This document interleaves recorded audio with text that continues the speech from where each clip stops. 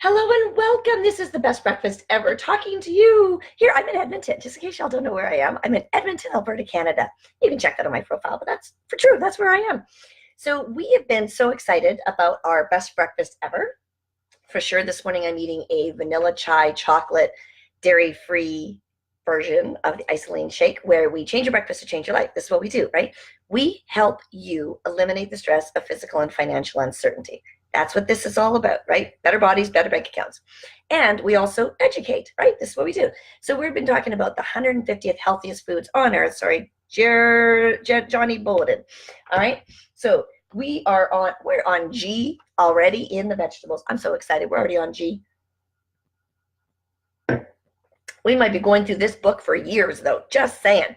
Okay, so today we're talking about green beans. Woo!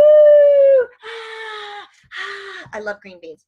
Actually, I love raw green beans growing. You can't see, but I have some growing in my garden.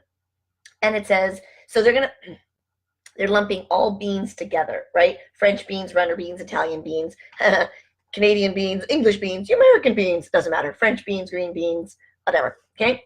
So it says, let's face it. Green beans are not a superstar of the vegetable community. Rather, they're a solid utility player. If it was an investment, it'd be like a savings bond. You're not likely to get rich on them, but they're a good, reliable performer, and they belong in your portfolio. That means add some green beans. So here's what it talks about. He says he's going to lump all of them together because we used to call them string beans, right? I don't know if you're of the age where you used to call them string beans, but he said this is why. There used to be a fibrous string running the length of the pod stem, which had to be removed before cooking. Do you remember doing that, right? Mom would do it or I would do it, whoever, and we'd sit down and we'd take the pot and then we'd pull the string off. And I remember I'm like, I don't do that anymore. This is why.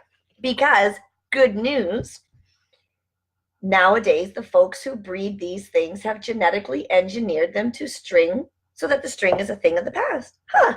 So I loved the word genetically engineered because so many people just say no to genetically modified, genetically engineered. No, it's when you're putting in something that's resistant to herbicides and pesticides, that's when it gets bad. But that's a whole other conversation. We're not there. All right, so green beans contain folate, about 10% of your RDI or RDA, depends on how you say it. So it says the folate in green beans is bound in the proper ratio to 2 amino acids in the green beans, which make it much more highly absorbed than the folate from enriched cereals, okay? Yeah, enriched cereals, just don't eat them. Eat green beans. It's more absorbable. Maybe not for breakfast. You can have green bean for breakfast after your shake. You could totally have green beans after your shake. I just say get rid of cereal. Okay, folate is critically important B vitamin that only helps prevent neural tube defect, but also helps bring down homocysteine, a naturally occurring amino acid that can be harmful to blood vessels and contribute to the development of heart disease, stroke, dementia, and peripheral vascular disease. That's the one that reduces the blood flow to the feet, right? We don't want that. Now it says green beans have a bunch of other vitamins and minerals, some calcium, vitamin A, good dose of potassium. They have 20% of the daily value for manganese. That's important for the growth and reproduction and wounding and healing and all that kind of, or not wounding, but healing of wounds. And so then throw in some beta carotene. Did you know there's beta carotene in green beans? I know, this book is so brilliant. And it says about half of the daily requirement of the bone-building vitamin K. That's 1 cup of green beans. You get half of the daily requirement of vitamin K. Like, seriously.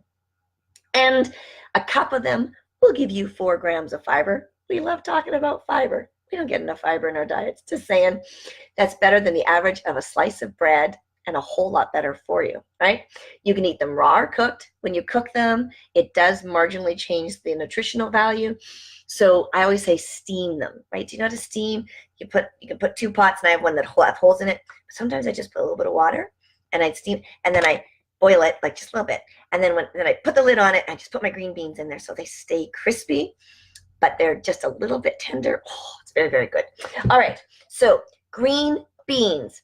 Eat your green beans. Have your best breakfast ever, then eat your green beans. Maybe for a snack. maybe grow some in your garden, maybe buy some at the grocery store and try something new.